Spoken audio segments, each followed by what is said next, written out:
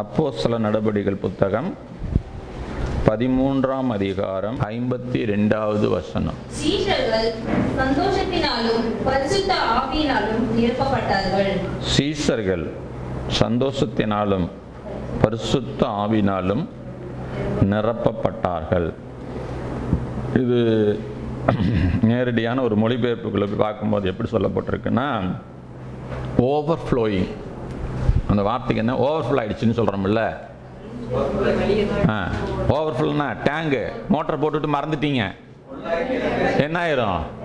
நிரம்பி வழிகிறதுக்கு தான் பேர் ஓவர்ஃபுல் ஆயிருச்சு.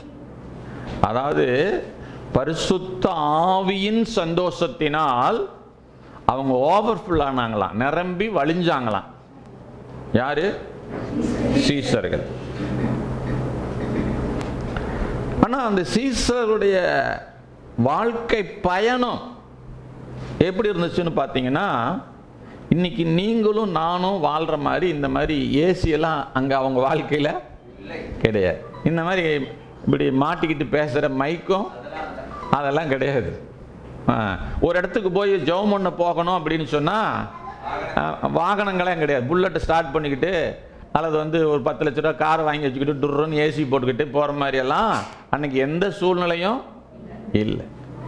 ஆமாம், பாடுகளுக்கு மத்தியில், புறக்கணிப்புகளுக்கு மத்தியில், பயமுறுத்துதலுக்கு மத்தியில், தேவைகள் நிறைந்த வாழ்க்கைக்கு மத்தியில் அவர்கள் வாழ்ந்து கொண்டிருந்தாலும் அவருடைய இருதயம், அவருடைய ஆவி, அவருடைய மனது, அவருடைய நினைவுகள், அவருடைய சிந்தனைகள் பரிசுத்த ஆவியானவர் கொடுக்கிற சந்தோஷத்தினால் நிரம்பி இருந்தது. சொல்லுங்க, நிரம்பி இருந்தது. சந்தோஷமும் பரிசுத்த ஆவியும் ஒன்றோடு ஒன்று இணைந்தவர்கள். துக்கமும் பிசாசும் ஒன்றோடு ஒன்று இணைந்தவர்கள். கவலையும் பயமும் பிசாசும் ஒன்றோடு ஒன்று இணைந்திருக்கிறார்கள். ஸ்தோத்திரம். ஆனா பாருங்க, நீங்க இதுக்கு முன்னால் இருக்கக்கூடிய அதிகாரங்கள் எல்லாம் பார்த்தீங்கன்னு சொன்னா நல்லது செஞ்சிருப்பாங்க. நல்ல காரியம் செஞ்சிருப்பாங்க. பிறவியிலேயே சப்பானியா பிறந்தான் ஒருத்தன். தாயின் வயிற்றில் பிறந்ததிலிருந்து அவனுக்கு கால் 2 விளங்காது, சப்பானி. அவங்க குடும்பத்தாருடைய வேலை என்ன அப்படின்னா, தினமும் அவனை தூக்கி கொண்டு போய் கோயில் வாசல்ல உட்கார வச்சிடுறது. நல்ல தொழில். இன்னைக்கு அது நல்ல பிசினஸ். அப்ப அன்னைக்கும் அது நல்ல பிசினஸா தான் இருந்திருக்கு போல தெரியுது. எந்த மூலதனமும் தேவையில்லை. வர்றவங்க போறவங்க என்ன பண்ணிட்டு போவாங்க? இன்னைக்கு எடுத்தா கூட 1000 ரூபாய் சம்பாதிச்சிடலாம். ஆமா, அன்னைக்கு அந்த தொழிலை அவர் செய்யறார். ஆனா சீஷர்கள், பேதுரு போயிட்டு இருக்கிறார். யோவானும் பேதுரும் தேவாலயத்துக்கு போறாங்க. அவன் ஏதாவது பிச்சை போடுவானா அப்படின்னு ஐயா ஐயா அப்படின்னு என்ன பண்றான்? கெஞ்சறான். இவன் நின்று சொல்றான், உனக்கு பிச்சை போடுற அளவுக்கு என்கிட்ட ஒண்ணுமே இல்லை. ஊழியக்காரன் நிலைமை பாருங்க எப்படி இருக்குதுன்னு. ஒரு பிச்சைக்காரனுக்கு பிச்சை போடுற அளவுக்கு கூட பணம் இல்லை. ஆனா அதுக்கு முன்னாள் அதிகாரத்தில் பார்த்தீங்கன்னா விசுவாசிகள் எல்லாம் தங்களுடைய சொத்துக்களை வித்து அப்போஸ்தலர்கள் யாருங்க? இவங்க தான், பேதுரு, யோவான், இவங்கெல்லாம் தான். இவங்க பாதத்தில் கொண்டு வந்து என்ன செய்யறாங்க? வைக்கிறாங்க. ஆனா இவங்க வெளியில போகும்போது ஒரு பிச்சைக்காரனுக்கு பிச்சை போடுறதுக்கு கூட காசு இல்லாத நிலைமையில வெறுங்கையா என்ன செய்யறாங்க? போறாங்க. அதனால இயேசு அங்க இருந்தார். சொல்லுங்க, அதனால இயேசு அங்க வல்லமை இருந்துச்சு, அங்க அபிஷேகம் இருந்துச்சு. இன்னைக்கு வேண்டாம், அப்படியே தலைகளா மாறி போச்சு. ஊழியம் செஞ்சா என்ன ஆயிரலாம் தெரியுமா? பணக்காரன் ஆயிரலாம். கார் வாங்கி, நல்லா காரா வாங்கி ஓட்டலாம். பெரிய பெரிய வீடா என்ன செஞ்சுக்கலாம்? கட்டிடலாம். ஸ்தோத்திரம். அப்படிங்கிற எண்ணம், ஊழியத்தின் மூலமா பணம் சம்பாதிக்கிற எண்ணம் இன்னைக்கு. அதனாலதான் அடிச்சடிச்சு துரத்துறான். எங்கே போனாலும் இயேசுவை பற்றி சொல்லுவியான்னு என்ன செய்கிறான்? அவன் அடி வாங்கினது வேற, நம்ம அடி வாங்கினது வேற. சரி கவனிங்க. இப்போ அவன் எங்கிட்ட எதுவுமே இல்லப்பா, உனக்கு போற அளவுக்கு எங்கிட்ட, ஆனா ஒண்ணு இருக்கு, இயேசுவின் நாமம். இயேசு எங்க கூட இருக்கிறார். இயேசுவின் உயிர்த்தெழுதலின் வல்லமை எங்கிட்ட இருக்கு.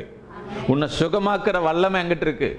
உன் வாழ்க்கையை மாற்றி அமைக்கக்கூடிய காரியம் எங்கிட்ட இருக்கு. ஆகவே நசரேயனாகிய இயேசுவின் நாமத்தினால நீ எழுந்து நட. அவன் கையை பிடிச்சி தூக்கி வர்றான். சொன்னது மாத்திரமல்ல, தூக்குனு அவன் அந்த போலியோன்னு சொல்லுவாங்க. இப்போ அதுக்கு வச்சிருக்கிற பேர் என்னங்க, 2 காலும் சூம்பி போயிருக்குது. கட்ட கட்ட மொட்டா மொட்டான்னு சத்தம் கேட்குது, சட சடன்னு. அந்த எலும்பு கிளும்பெல்லாம் என்ன ஆயிடுச்சுங்க, பெருசாயிடுச்சு. சதையெல்லாம் வந்துருச்சு, நரம்பெல்லாம் வந்துருச்சு. அவனால கண்ட்ரோல் பண்ண முடியல. எழுந்து என்ன பண்றான், குதிக்கிறான், ஆடுறான்.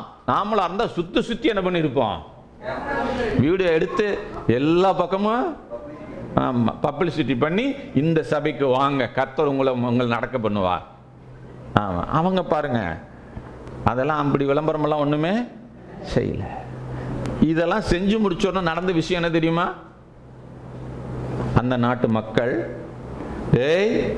இயேசு பத்தி நம்ம வெளியில பேசுன எலும்பை எண்ணி போடுவாமா, பயமுறுத்துறாங்க.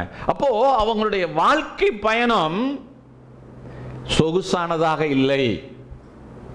அவங்களுடைய வாழ்க்கை பயணம் இனிமையானதாக இல்லை. ஆனா ஒரு காரியம், அவங்க தங்களோட இயேசு இருக்கிறார் என்பதை ஒரு எமோஷனல் லைஃப்ல வாழல, அனுபவபூர்வமாக உணர்ந்து வாழ்ந்தார்கள். அதனால் அவங்க இருதயம் எப்படி இருந்துச்சு தெரியுமா, மகிழ்ச்சியா இருந்தது, மகிழ்ச்சியா இருந்தது. ஹல்லேலூயா. ஆமா, ஒரு 3 அதிகாரத்து ஒரு வசனத்தை காமிக்கிறவங்களுக்கு பாருங்களேன்.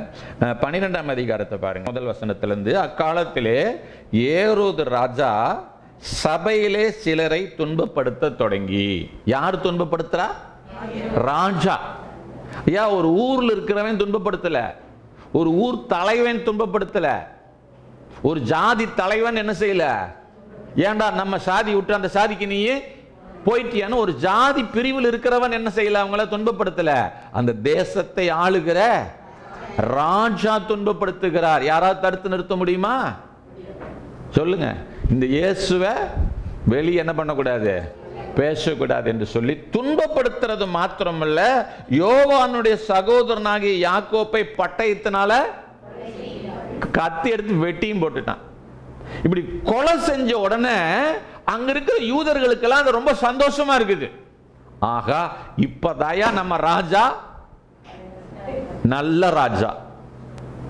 ஆமா, இப்ப பாருங்க, அரசாங்கம் இப்படி கிறிஸ்தவங்க வளரக்கூடாது, சபை நடத்தக்கூடாது, ஆராதிக்க கூடாது அப்படின்னு சட்டம் போட்டா நம்ம நாட்டில் இருக்கிற மக்கள் என்ன சொல்லுவாங்க, சரியான ஒரு நம்ம முதலமைச்சரை, ஒரு சரியான ஒரு பிரதமரை நம்ம கொடுத்துருக்காங்க அவங்க நினைப்பாங்க. ஆனா சபை என்ன பண்ணும், இவர் எங்களுக்கு வேண்டான்னு சொல்லி ஜெபம் பண்ணும். நம்ம வேணும்னு கேட்கறதுக்கு நமக்கு ரைட்ஸ் கிடையாது, வேண்டான்னு சொல்றதுக்கும் ரைட்ஸ் கிடையாது. ஸ்தோத்திரம். ஆனா யார் ஆண்டாலும் கர்த்தர் நம்மோடு கூட இருக்கிறார் என்பதை மறந்து விடாதீர்கள். ஸ்தோத்திரம். நிறைய பேர் ஜெபம் பண்ணிட்டு இருக்கிறாங்க இந்த தேர்தலில், அவர் வரக்கூடாது, இவர் வரக்கூடாது. ஆமா, தயவு செஞ்சு நீங்க அப்படிலாம் என்ன பண்ணாதீங்க, சத்தமா சொல்லுங்க. எப்படி ஜெபம் பண்ணக்கூடாது, பைபிள்ல சில வசனம் சொல்லி இருக்குது, ஒருவனை தள்ளி இன்னொருவனை ராஜாவாக, அந்த வசனத்தை வச்சுக்கிட்டு ஆண்டவரை இவரை தள்ளும் இவரை ஏத்தும். நீங்க என்னமோ நீங்க சொன்னோர்னா அவர் செஞ்சிடறதுக்கு உங்க வீட்டு வேலைக்காரர் ஏசுநாதர். இவர் தள்ளுமுன்னா அவர் தள்ளி விடுவாரு, இவர் ஏத்துமுன்னா என்ன பண்ணிடுவாரு, ஏற்றிடுவாரு. தயவு செஞ்சு அந்த மாதிரி ஜெபம் நான் திரும்ப திரும்ப சொல்லிட்டு இருக்கிறேன். இந்த மாதிரி ஜெபமெல்லாம் என்ன பண்ணக்கூடாது, பண்ணக்கூடாது. யார் வேணாலும் வரட்டும், என்ன செய்யுங்க, யார் வேணாலும் வாங்கய்யா, என் கூட யார் இருக்கிறா, எங்க ராஜ்யத்தை யாராலும் தடை செய்ய முடியாது. உங்க ராஜ்யம் வேற, எங்க ராஜ்யம் வேற. அல்லேலூயா. ஆமா, தயவு செஞ்சு புரிஞ்சுக்குங்க. அப்போ யூதருக்கு பிரியமா இருக்கிறது என்று கண்டு பேதுருவையும் பிடிக்க தொடர்ந்தான். அப்பொழுது புளிப்பில்லாத அப்ப பண்டிகை நாட்களாயிருந்தது. அவனை பிடித்து சிறைச்சாலையில வைத்து பஸ்கா பண்டிகைக்கு பின்பு ஜனங்களுக்கு முன்பாக அவனை வெளியே கொண்டு வரலாம் என்று எண்ணி அவனை காக்கும்படி வகுப்புக்கு 4 போர்ச்சேவராக ஏற்படுத்தி 4 வகுப்புகளின் வசமாக ஒப்புவித்தான். ஒரு சாதாரண ஒரு மனுஷனை பிடிச்சு எத்தனை பிரிவு? ஒரு பிரிவுக்கு 4 சிப்பாயி. எத்தனை பிரிவுங்க? 4. அப்ப நன்னாங்க 16 பேர்த்த தாண்டினாத்தான், 16 காவலை தாண்டினாத்தான் யோவான் என்ன செய்ய முடியும்? சரி, பேதுரு வெளியே. இவ்வளவு பெரிய பாதுகாப்பு எதுக்குன்னு தெரியல. அப்ப அந்த ராஜாவுக்கே என்ன இருக்குது? சும்மா சாதாரண காவல்ல வச்சா ஏதோ நடந்துரும் அப்படின்னு அவனை அறியாமையும் அவருக்குள்ளேயே ஒரு பயத்துல 4 காவல் வசத்துல உள்ள வச்சிருக்கிறார். ஆமா. இப்ப நாளை காலையில் என்ன பண்ணணும்? பஸ்கா பண்டிகை முடிஞ்ச உடனே வெளியே கொண்டு வந்து யூதர் எல்லாருக்கும் முன்னால இவர் தலை என்ன பண்ணணும்? வெட்டணும். இதுதான் இவருடைய எண்ணம். இப்ப இது கைது பண்ணப்பட்டிருக்கிற பேதுருவுக்கு நல்லா தெரியும். நீங்களா இருந்தா என்ன பண்ணுவீங்க? உங்களை இப்படி நீங்க அரசாங்கம் நீங்க பிடிச்சிட்டு போயிடுச்சு, திருச்செங்கோடு போலீஸ் ஸ்டேஷன்ல கொண்டு போய் வச்சுட்டாங்க ரமணி அம்மாவை. என்ன பண்ணுவீங்கம்மா? ஜெபம் பண்ணுவீங்க. எப்படி ஜெபம் பண்ணுவீங்க? சரி, நீங்க புதுசு கோச்சிக்கிட்டீங்கன்னா வம்பா போயிடும். மேரிம்மா எப்படி ஜெபம் பண்ணுவீங்க? பிடிச்சி போட்டுட்டு அப்புறம் பேசிக்கிறேன் எப்படி ஜெபம் பண்ணுறது. இப்போலாம் தெரியாது, பிடிச்சி போட்டா தான் தெரியும். ஆமா, இப்ப எல்லாமே நல்லா சொல்லிடுவோம். நான் ஆராதிப்பேன் சார், அதெல்லாம் சொல்றதுக்கு நல்லா தான் இருக்கும். அந்த சூழ்நிலை வரும்போது தான் நம்ம என்ன நடந்துக்குவோங்கிறது நமக்கு தெரியும். ஆமா, எனக்கெல்லாம் பிடிச்சி போட்ட உடனே என் மனைவி கிட்ட சொல்லி உடனே யார் அரசியல்வாதி என்ன செய்யணும்? செல்வாக்க தேடணும், அங்கே பிடிக்கணும், இங்கே பிடிக்கணும், எங்கேயாவது யாரையாவது என்ன பண்ணணும்? ரெக்கமெண்டேஷன் பிடிச்சி வெளியில வரணும். இல்லைன்னா வக்கீல் வை, ஜாமீன்ல எட்டு என்ன பண்ணிட்டு இருக்கிற வீட்டில் பாருங்க. தூக்கம் வருமா? சாப்பாடு உள்ள போகுமா? போகாது. இருக்கிற அல்சர் அதிகமாயிரும். சொர்த்தம் அல்லேலூயா. ரொம்ப பிரச்சனை மோசமாகி போயிடும். ஆனா அங்க பாருங்களேன், 6வது வசனத்துல பாருங்க.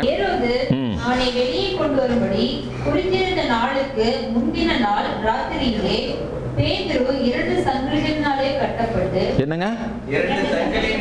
16 காவலாளி வச்ச பத்தாதா? விஐபி காவல் மாதிரி அவ்வளவு ஸ்ட்ராங்கா காவல். 2 சங்கிலி வேற என்ன பண்ணிருக்காங்க? கட்டி வச்சிருக்கிறாங்க. 2 சேவகர் நடுவே நித்திரை பண்ணி கொண்டு. இது இல்லாம எக்ஸ்ட்ரா 2 சேவகர்கள் சங்கிலியும் கட்டி வச்சு இவனுங்க 2 பேர் கத்தி ஈட்டி வச்சுக்கிட்டு என்ன பண்ணிட்டே இருக்கிறானுங்க? நின்றுகிட்டே இருக்கிறானுங்க. அவன் பாவம் தோங்க முடியாம நின்றுட்டு இருக்கிறான். ஆனா அவர் என்ன பண்ணிட்டு இருக்கிறாருங்க? சங்கிலியில கட்டப்பட்டவர் சொல்லுங்க, தூங்கிட்டு இருக்கிறாருங்க. நாளை காலையில் ஜெபம் பண்ணல, ஜெபம் பண்ணலீங்க. நம்ம தான் ஜெபம் பண்ணுவோம். ஏன்னா நமக்கு உசுறு போயிருமுன்னு பயம், நம்ம கலக்கம், வயிறெல்லாம் கலக்கும், வயிற்றால போவோம். ஹார்ட் அட்டாக் வந்துருச்சு, என்ன ஹாஸ்பிட்டல் அட்மிட் பண்ணுங்கன்னு பொய்ய கூட என்ன செய்வோம்? சொல்லுவோம். ஏன்னா நம்ம நிறைய நியூஸ் பேப்பர்ல பார்த்து பார்த்து கத்து வச்சிருக்கிறோமே. ஆனா அவங்க என்ன பண்ணிட்டு இருக்கிறாருங்க? பேதுரு அவர் பாட் நாளைக்கு தலை செய்ய போறாங்க. அவர் இன்னைக்கு என்ன பண்ணிட்டு இருக்கிறாரு? தூங்கிக்கிட்டு இருக்கிறாரு. ஏன்? விசுவாசம். சத்தமா சொல்லுங்க, விசுவாசம். ஏன்? ஆண்டவர் உயிர்த்தெழுந்ததுக்கு பிறகு அவருக்கு தரிசனமாகி என்னுடைய ஆடுகளை மேய்ப்பாயாகன்னு சொல்லி ஒரு வேலையை கொடுத்திருக்கிறாரு. அந்த வேலை இன்னும் முடியல. வேலை முடியாத வரைக்கும் ஒருத்தனும் அவன் வேலையை என்கிட்ட செய்ய முடியாது. ஆமென் சொல்லுங்க, அல்லேலூயா. அதனால அவர் பாட்டுக்கு அந்த குறிச்ச சிந்தனையே அங்க உள்ள இல்லைங்க. நிம்மதியா தூங்கிட்டு இருக்கிறாருங்க. ஆனா வெளியில் இருக்கிற சபையாரு, ஆண்டவரே எப்படியாவது பேதுரு வெளியே கொண்டு வாங்கப்பா ஜெபம் பண்ணிட்டு இருக்கிறாங்க. ஆனா மாட்டப்பட்டவர், தலை போக வேண்டியவர் என்ன பண்ணிட்டு இருக்கிறாருங்க? தூங்கிட்டு இருக்கிறார். இப்ப நீங்க என்னவா இருக்கிறீங்கன்னு எனக்கு தெரியல. அல்லேலூயா. ஆமா, தயவு செஞ்சு யாரா மாறணும்? பேதுரு போல மாறணும். பாருங்க, இப்ப தேவதூதன் வந்து, அப்பொழுது கர்த்தருடைய தூதன் அங்கே வந்து நின்றான். அறையிலே வெளிச்சம் பிரகாசித்தது. பேதுருவை விலாவிலே தட்டி, ஏங்க நம்ம வீட்டில் தூங்குறாங்க, டியூப் லைட்டை போட்ட உடனே நமக்கு கோபம் வருது.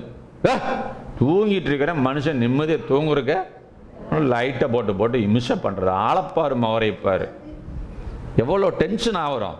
சோத்திரம் பாருங்க, ஒரு சின்ன சத்தம் நம்மளை என்ன பண்ணுதுங்க, டிஸ்டர்ப் பண்ணுது. ஒரு லைட் வெளிச்சம் நம்ம டிஸ்டர்ப் பண்ணுது. பாத்திரத்தை உருட்டுனா நமக்கு டிஸ்டர்பன்ஸா இருக்குது, ரொம்ப மோசமா நமக்கு ஒரு உணர்வு வேற மாதிரி வருது.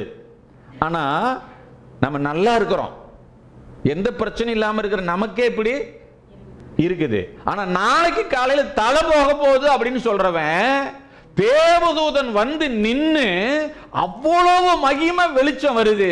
ஆனா அந்த வெளிச்சம் அவனை தொந்தரவே பண்ணலைங்க. என்ன தூக்கம் இது! நம்ம சபையில வந்து விசுவாசிங்க தூங்குறாங்க பாருங்க, அந்த மாதிரி தூக்கம் அது. என்ன பிரசங்கம் பண்றாரு, பக்கத்தில் இருக்கிற அல்லேலியா சொல்றாரு, சோத்திரம் சொல்றாரு, எதுவுமே தெரியாது.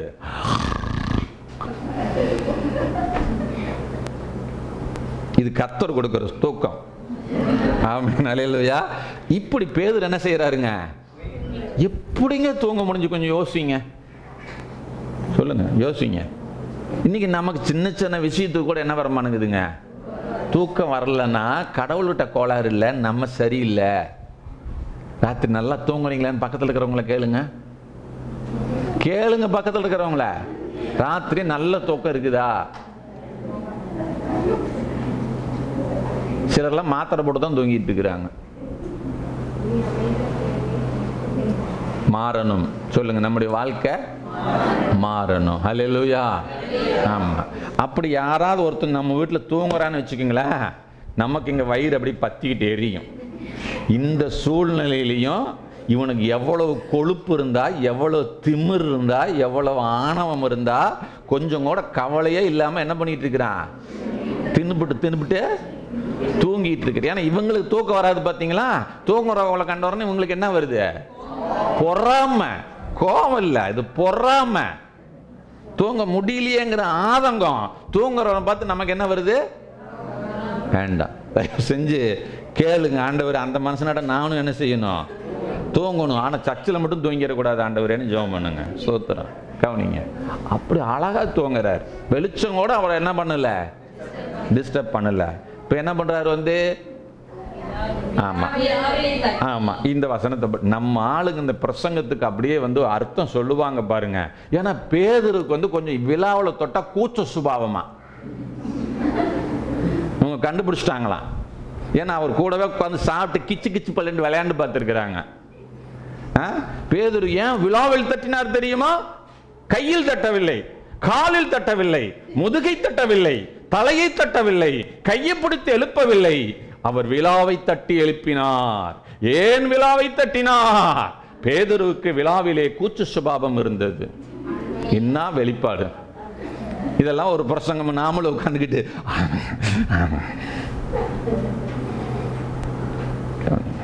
ஏன் விழாவில் தட்டினான்னு போய் தூதனை தான் கேட்கணும். இதுக்கு அர்த்தமெல்லாம் யாருக்கும் தெரியாது. ஆமா, தட்டி எழுப்பி காவலை கடந்து வர்றாங்க பாருங்களேன்.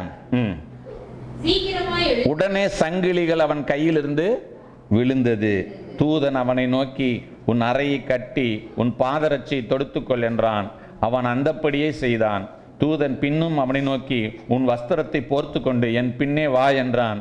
அந்தப்படி அவன் புறப்பட்டு அவனுக்கு பின் சென்று தூதனால் செய்யப்பட்டது மெய்யென்று அறியாமல் தான் ஒரு தரிசனம் சொப்பனம் காண்கிறதாக நினைத்தான். அவர்கள் முதலாங்காவலையும் இரண்டாங்காவலையும் கடந்து நகரத்துக்கு போகிற இரும்பு கதவண்டையிலே வந்தபோது அது தானாய் அவர்களுக்கு, அந்த கதவு எப்படி திறந்துச்சு தெரியாது. தேவதூதன் திறந்தானா, பரிசுத்த ஆவியானவர் திறந்தாரா, இல்ல அங்க இருக்கிற காவலாளி, அதெல்லாம் நமக்கு திறந்துச்சு, அவ்வளவுதான். அதுக்கு வியாக்கியானம் நமக்கு தேவை இல்லை. கதவு திறந்துச்சு. உங்களுக்கும் கதவு திறக்கும்.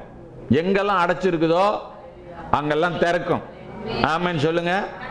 எவனும் பூட்டவே, உங்களுக்குன்னு ஆண்டவர் ஒரு வாசலை திறக்கணும்னு முடிவு பண்ணிட்டாருன்னா உங்களை அந்த வாசலுக்கு முன்னால நிறுத்தி அவரை திறந்து போன்னு சொல்லுவார். ஆமென் சொல்லுங்களேன். அதை ஒருவனும் பூட்டவே முடியாது. போகக்கூடாதுன்னு நினைச்சிட்டாருன்னா நீ குட்டிக்காரன் அடிச்சாலும் போக முடியாது. இப்ப கதவு என்ன பண்ணுதுங்க? திறந்துச்சு. தீர்க்க தரிசனம் எடுங்க, உங்க வாழ்க்கையில கதவு திறக்கப்படும். புதிய வாசலை கர்த்தர் திறப்பார். நீங்க செய்யற உங்க வாழ்க்கையில ஒரு புதிய தொழிலை உங்களுக்கு கர்த்தர் தருவார் ஒரு சிலருக்கு. ஆமென், அல்லேலூயா. ஆமென். உங்க முன்னால யார் போயிட்டு இருக்கிறா? கர்த்தர் போய் கொண்டிருக்கிறார். கர்த்தர் உங்களை நடத்தி கொண்டிருக்கிறார். ஒரு தூதன் நடந்து போகும்போதே அடைக்கப்பட்டிருக்கிற கதவு தானா திறக்குதுன்னா அவர் சொல்றார், நானே நல்ல மேய்ப்பன், நான் ஆடுகளுக்கு முன்பதாக நடந்து போகிறேன், ஆடுகள் என் சத்தத்தை கேட்டு என் பின்னே வருகிறதுன்னு இயேசு சொல்லுகிறார். அப்ப நமக்கு முன்னால யாரு போறா? நம்முடைய வாழ்க்கையிலே, வாழ்க்கை பயணத்திலே நமக்கு முன்பதாக இயேசு போய் கொண்டிருக்கிறார். நாம் ஆராதிக்கிற தேவன் நமக்கு முன்பாய் கடந்து செல்லுகிறார்.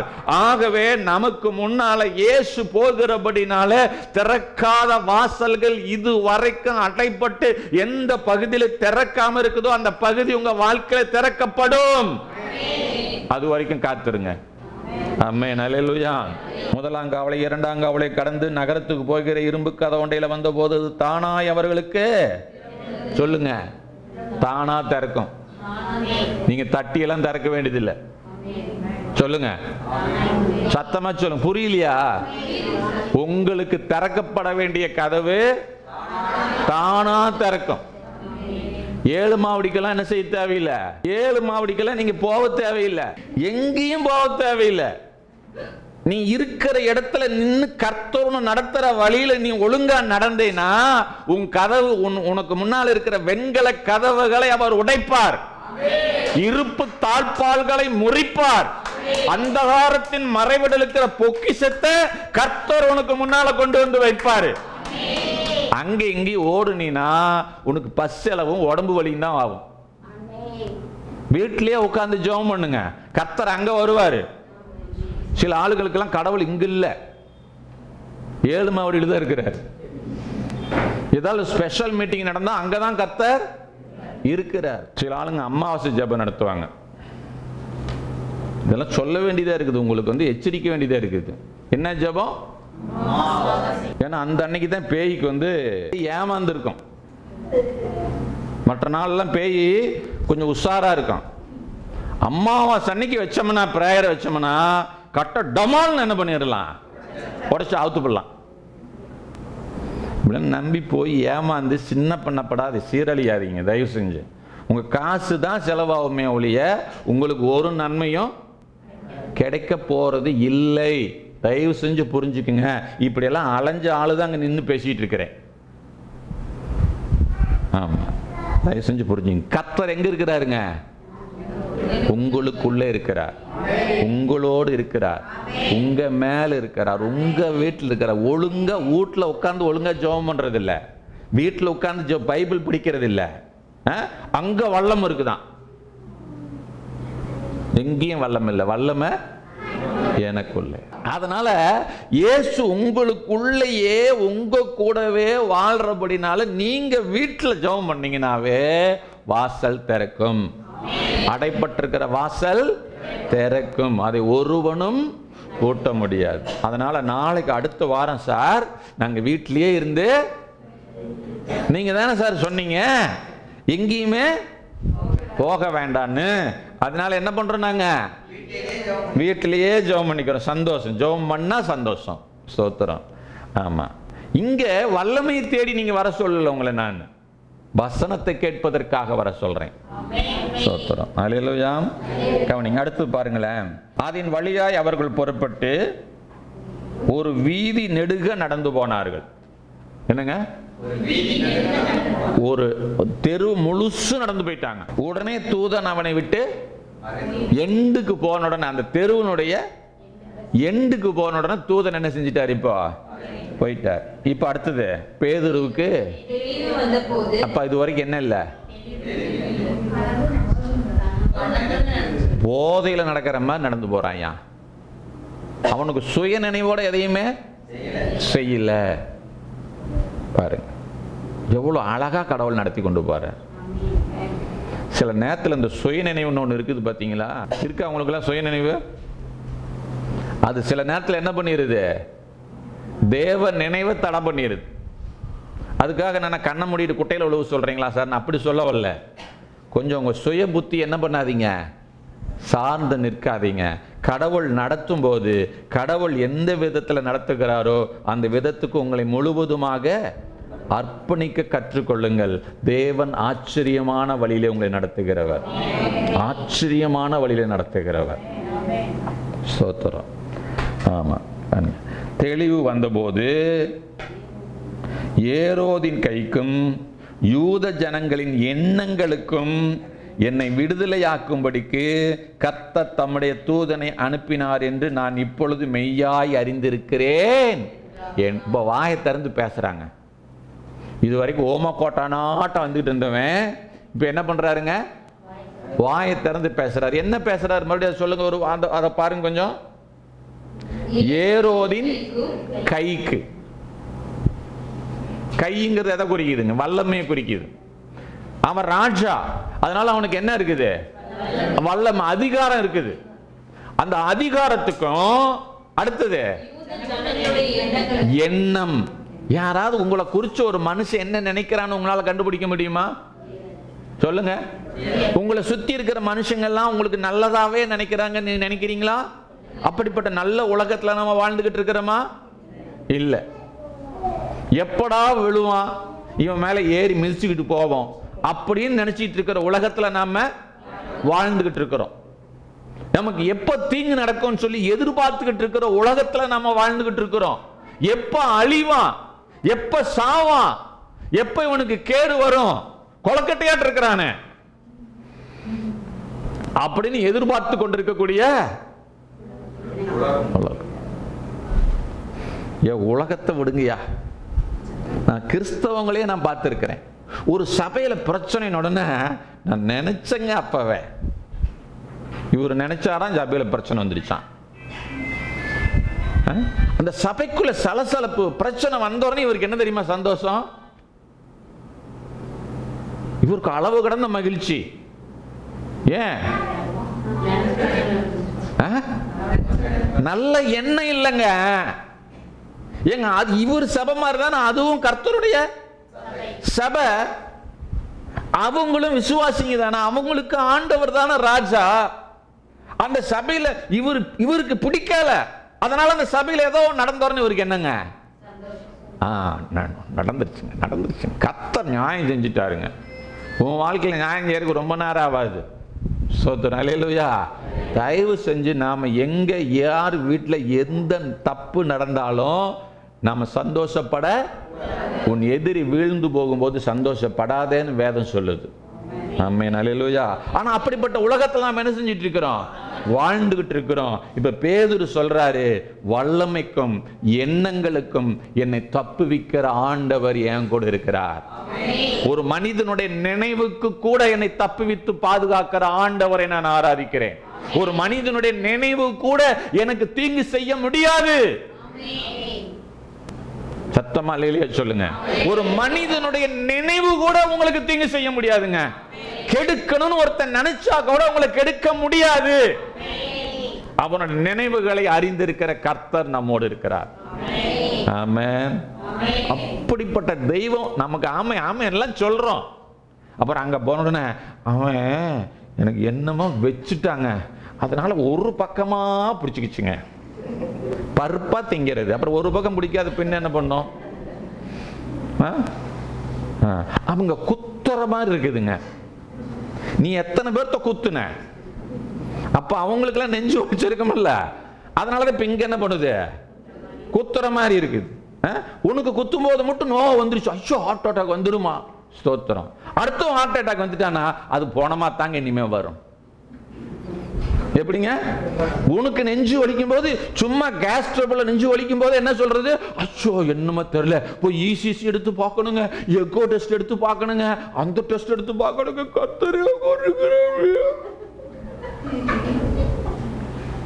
ஆனா உனக்கு பிடிக்காத ஒரு ஆள் ஹாஸ்பிட்டல் போய் படுத்துட்டாங்கன்னா என்ன பேச்சு! அல்லேலூயா! அந்த ஆளு பொழைச்சு வந்துட்டாங்கன்னு வச்சுக்கோங்களேன். அம்மா ஐயா உங்களுக்காத்தாயா நான் விடிய விடிய ஜெபம் பண்ணேன், என் ஜெபந்தாயா உங்களை காப்பாத்தி கொண்டு வந்துச்சு, நாசமா போச்சியா. அப்படிப்பட்ட நடிப்பு நிறைஞ்ச ஏமாத்துற உலகத்துல நாம வாழ்ந்துகிட்டு இருக்கிறோம்.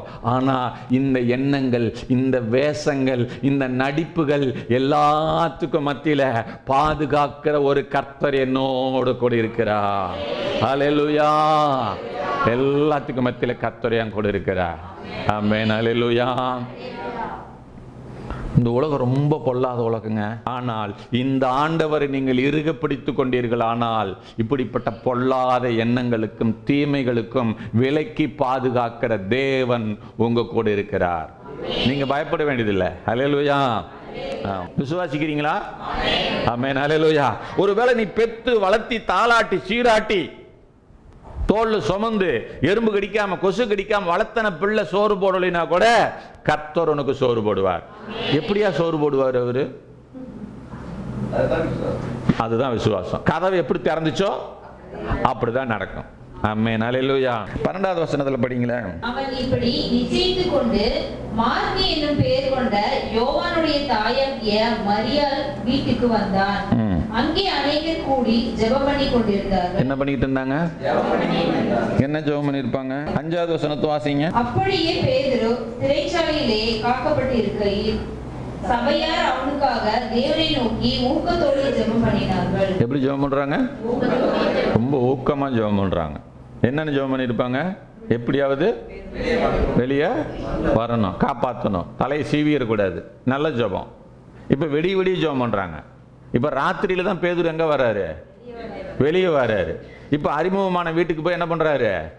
கதவு தட்டுறாரு. அந்த வீட்டுல அங்க என்ன நடந்துட்டு இருக்குது? ராத்திரியில ஜெபம் நடந்துட்டு இருக்குது.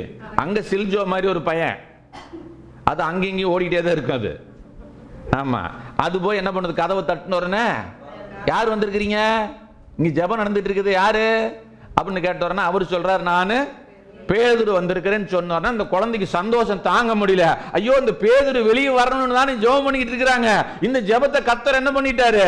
கேட்டுட்டாரு. பேதுரு வெளியே கொண்டு வந்துட்டாருன்னு அது குதிச்சுட்டு கும்மால் அடிச்சுட்டு ஓடுது. பேதுருக்கு திறந்து விடாம சந்தோஷம் மிகுதியில ஓடி போய், அம்மா, தாத்தா, அத்தை, மாமா, சித்துவா, பேதுரு வந்துட்டாரு அப்படிங்குது. கம்முன்றடி. பேதுருவாவது வர்றதாவது. அவர் யார் பிடிச்சு போட்டு தெரியுமா?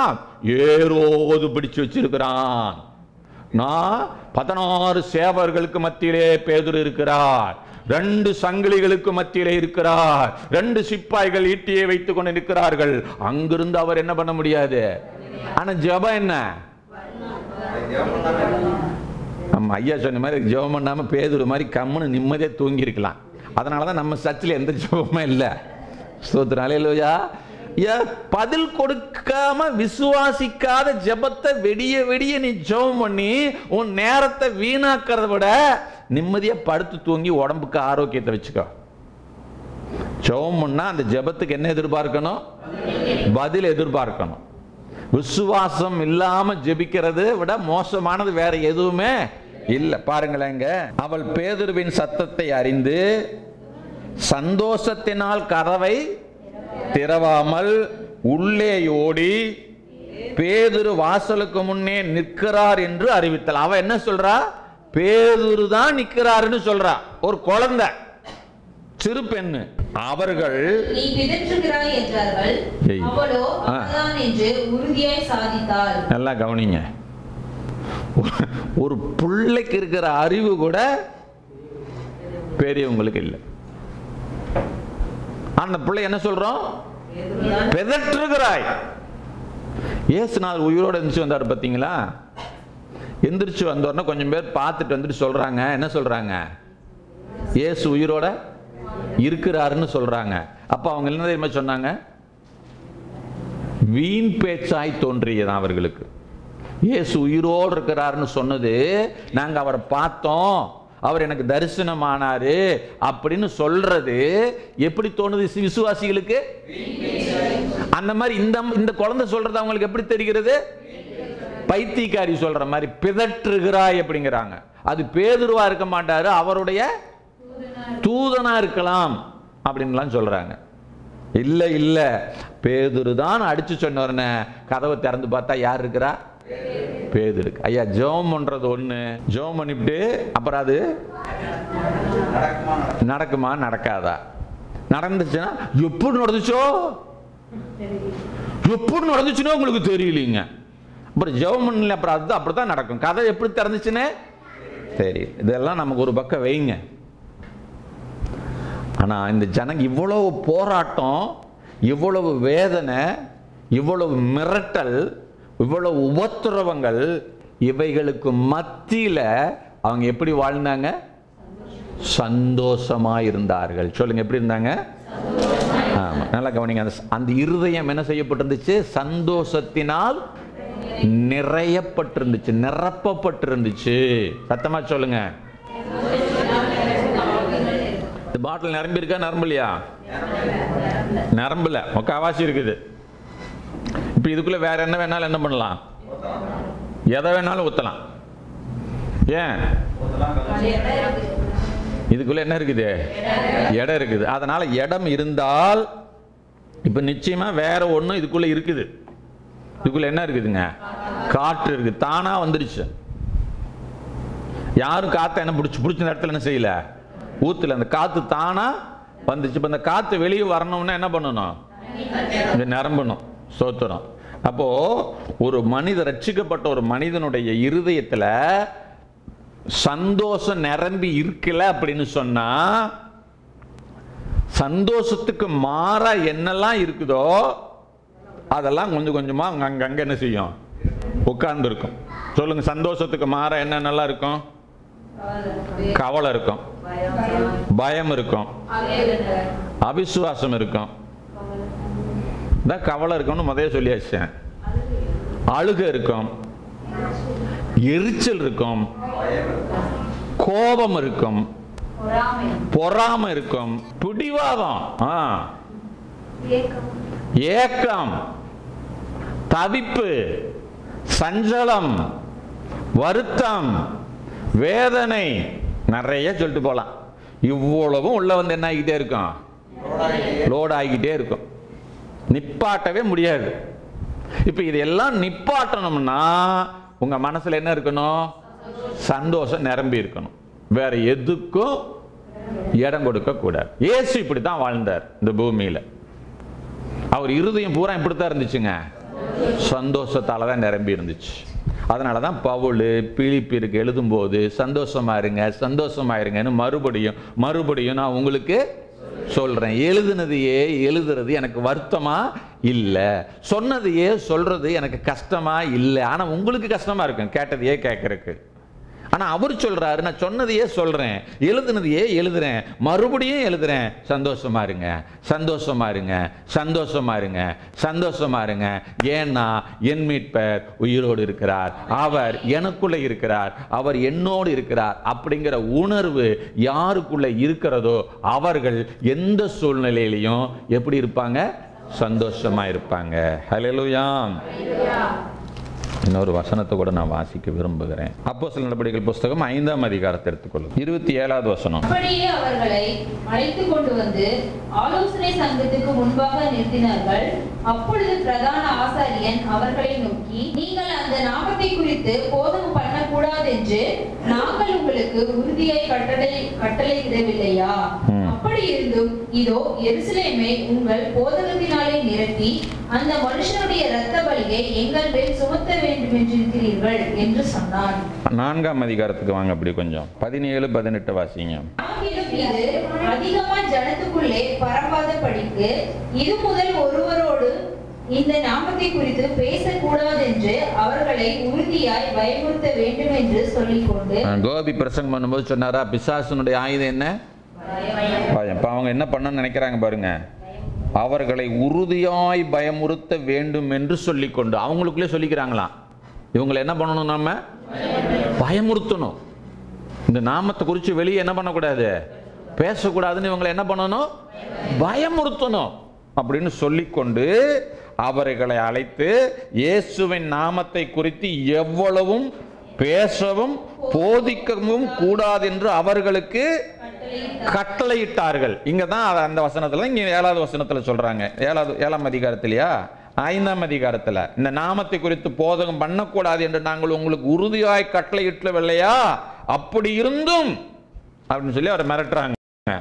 அதுக்கு பேதுருவும் மற்ற அப்போஸ்தலரும் 5ஆம் அதிகாரத்துல மனுஷருக்கு கீழ்ப்படுகிறதை பார்க்கலும் தேவனுக்கு கீழ்ப்படுகிறதே அவசியமா இருக்கிறது அப்படின்னு சொல்லிட்டு அங்க ஒரு மறுபடியும் ஒரு பிரசங்கத்தை ஆரம்பிக்கிறாங்க. இப்ப ஆரம்பிச்ச உடனே என்ன ஆகுது?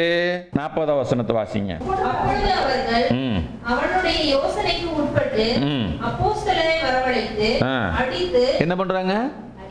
கூப்பிட்டாங்க. கூப்பிட்ட உடனே நம்ம சோறு போடுவான்னு நினைச்சிட்டு போற மாதிரி போனோம். அங்க என்ன போட்டாங்க? அடித்து இயேசுவின் நாமத்தை குறித்து பேசக்கூடாது என்று அவர்களை விடுதலையாக்கினார்கள். அடிச்சு விடுதலை பண்றாங்க.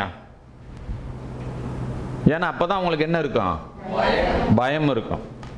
இந்த அடியை நினைக்கும் போதெல்லாம் இயேசுவை பத்தி இனிமே வாயவே அவன் என்ன செய்யக்கூடாது.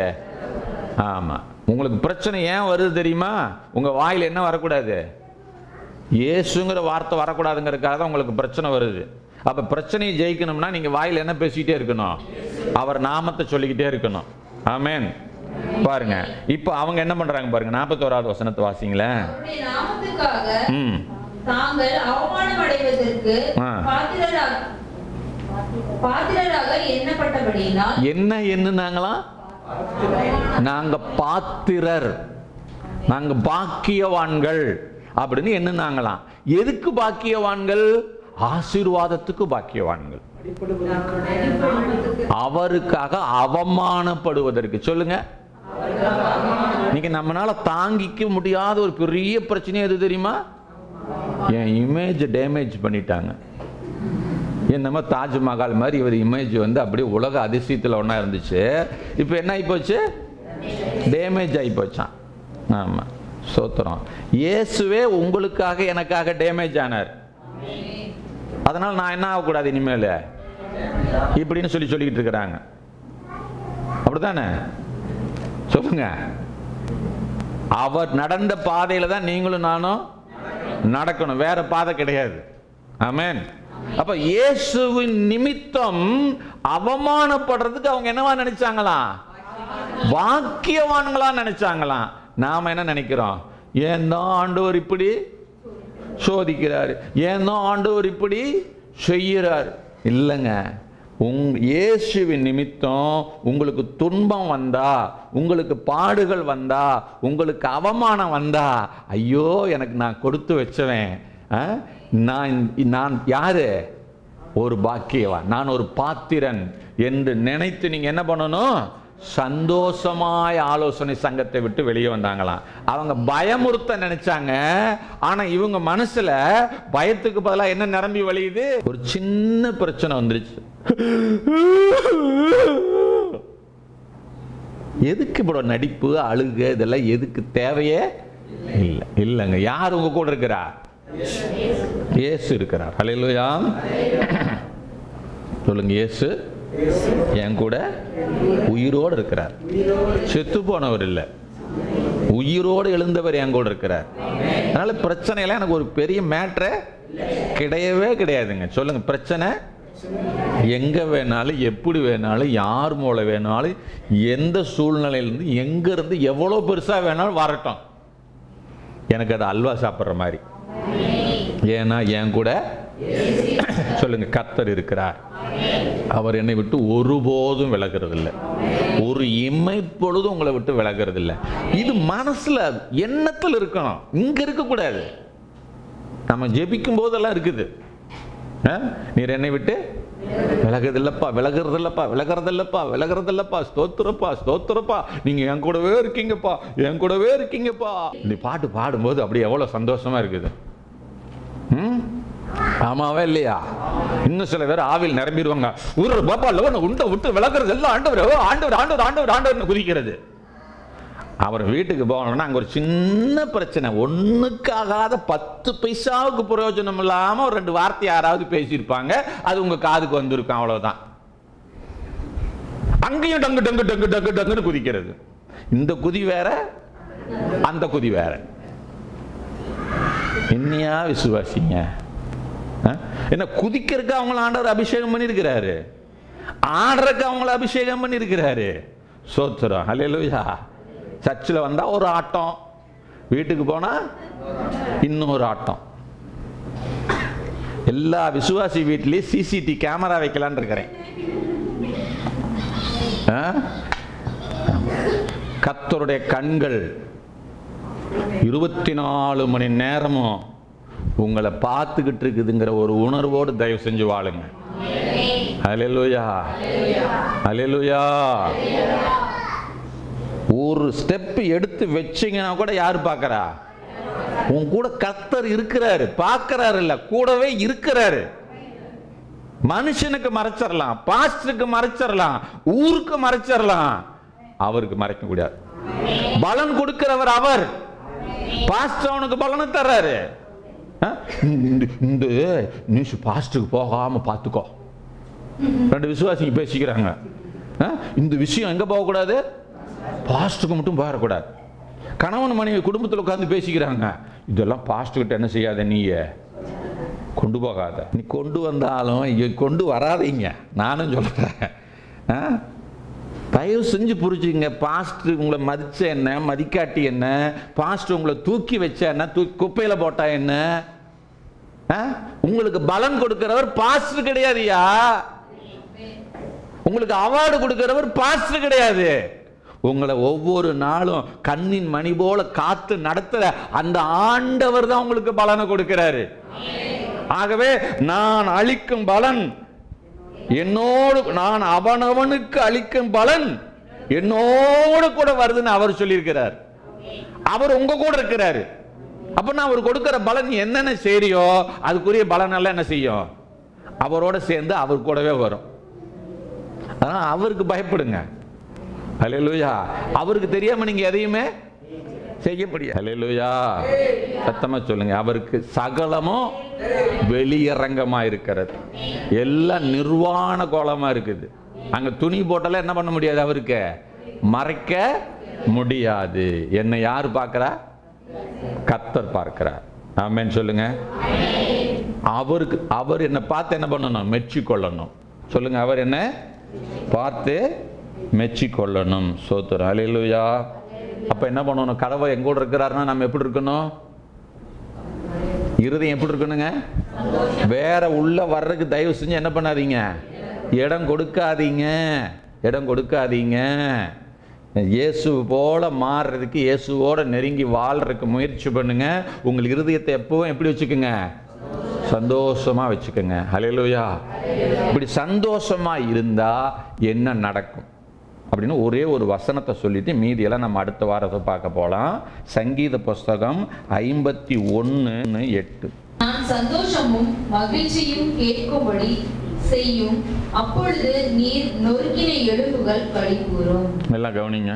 நான் சந்தோஷமும் மகிழ்ச்சியும் செய்யும். என் காதுக்கு ஒரு விஷயம் எப்படி வரணும்? நான் சந்தோஷம் அடைகிற மாதிரி ஒரு செய்தியை சொல்லுங்க, நான் மகிழ்ச்சி அடைகிற மாதிரி ஒரு செய்தி எனக்கு சொல்லுங்க அப்படின்னு ஆண்டவர்கிட்ட கேட்கிறார். அப்படின்னா என்ன அர்த்தம்? நான் எப்படி இருக்கணும்? நான் சந்தோஷமா இருக்கணும், நான் மகிழ்ச்சியா இருக்கணும்.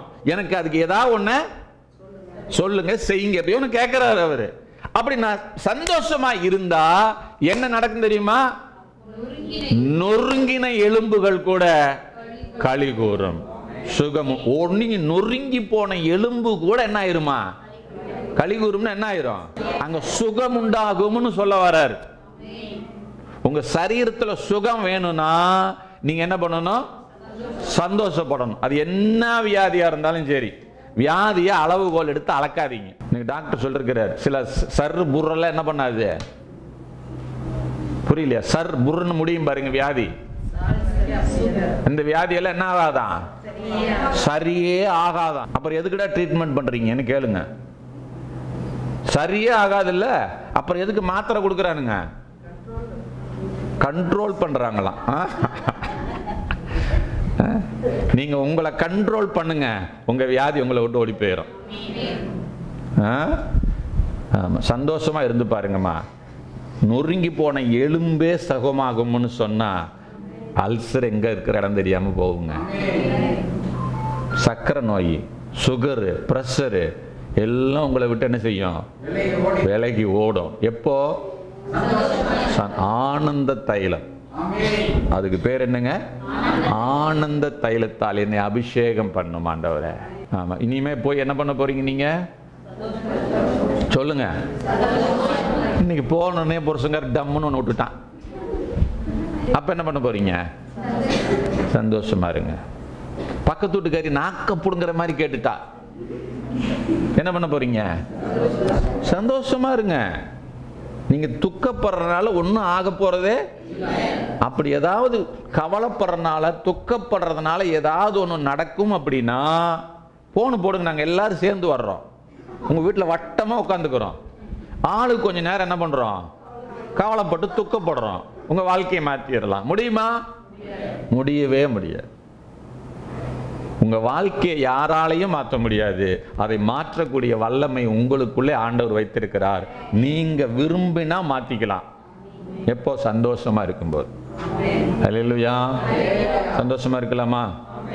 என் நிலைமையிலும் மனரம்யமா இருப்பீங்களா? அததான் பவுல் சொல்றாரு. இது ஊருக்கு உபதேசம் இல்ல, இது சொன்னவர் என்ன சொல்றாருங்க? என் நிலைமையிலையும் நான் மனரம்யமா இருக்கிறேன்.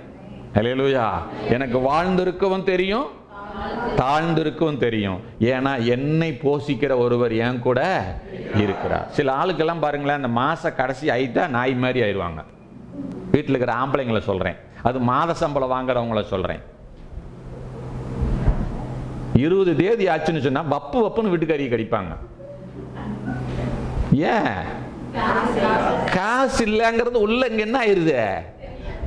போட்டு கொதி கொதின்னு கொதிக்குது. ஐயோ, கேட்கறாள, துணி எடுக்க சொல்றாள, சாக்கெட் எடுக்க சொல்றாள, தைக்க கூலியா இவ்வளவா? உள்ள என்ன ஆகுதுங்க? அப்படியே இந்த காசு இல்லைன்னு உடனே டென்ஷன். ஐயா நான் சொல்றேன், காசு இருந்தா இல்லாட்டி என்னையா? கர்த்தரும் கூட இருக்கிறாரியா. காசு ஒரு மேட்டரே கிடையாதுங்க. ஆமென் சொல்லுங்க. பணம் ஒரு மேட்டரே இல்ல. அல்லேலூயா. இந்த பணம் இல்லைன்னு உடனே நீ அப்படியே ஒரு மாதிரி ஆகிறீங்க பாத்தீங்களா? அதுக்கு தான் பேரு பண ஆசை. இவங்களுக்குள்ள பணம் எல்லாம் வேண்டாம். இவங்களுக்குள்ள என்ன வேண்டாம்? நான்லாம் பணத்துக்குள்ள ஆசைப்படுறது கிடையாது. ஆனா எலெக்ஷனை கொடுத்த காசை மட்டும் வாங்காம விட மாட்டேங்க. இவருக்கு என்ன கிடையாதான்? நான்லாம் முழுக்க முழுக்க கர்த்தரை நம்பி அவரு தாங்க எனக்கு உயிரே, அவரு தாங்க. ஸ்தோத்திரம். ஆனா அந்த 200 ரூபாயை நம்மளால என்ன பண்ண முடியல? இதுவா பிரசங்கமும் கேட்டும் விட முடியல. ஸ்தோத்திரம்.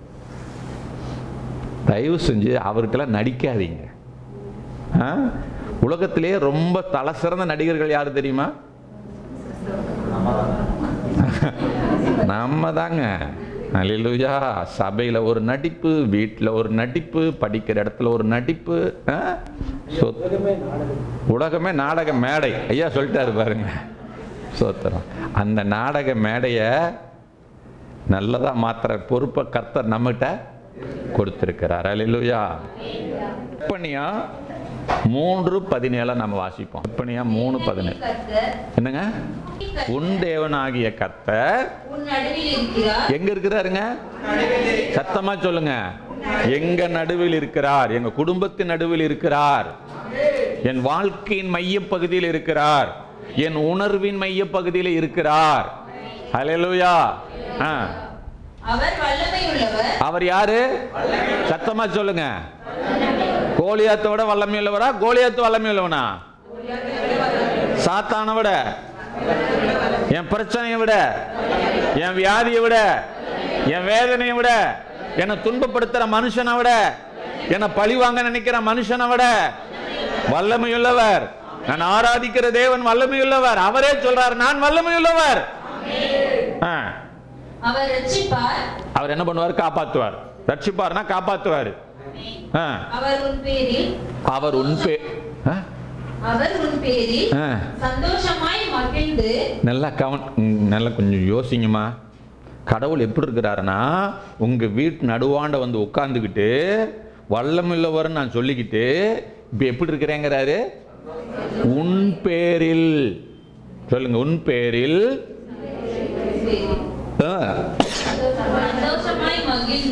சந்தோஷமாய் மகிழ்ந்து தம்முடைய அன்பின் நிமித்தம் என்ன பண்ணுவாருங்க? எங்க எங்கங்க? உங்க நடுவுல, உங்க மேல வச்சிருக்கிற அன்பின் நிமித்தம் உங்க மேல அவர் எப்படி இருக்கிறாரா? அவர் உங்க மேல சந்தோஷமா இருக்கிறாரு. அப்படின்னா நாம எப்படி இருக்கணும்? சொல்லுங்க, என் நிலைமையிலும் சந்தோஷமா தான் இருக்கணும். ஹல்லேலூயா, ஹல்லேலூயா. அப்ப உங்க மனசுல கொஞ்சம் யோசிச்சுக்குங்க, என் இருதயம் சந்தோஷத்தால நிறைஞ்சிருக்குதா, இல்ல காப்பங்கு இருக்குதா, அரப்பங்கு இருக்குதா, முக்காப்பங்கு இருக்குதா, வேற ஏதாவது போட்டு உள்ள வச்சிருந்தீங்கன்னா அதெல்லாம் எடுத்தீங்கன்னா தான் இது உள்ள என்ன செய்ய முடியும்? உள்ள வரும். நாம ஒப்பு கொடுப்போம் ஆண்டவருடைய சமூகத்தில் நம்மளை.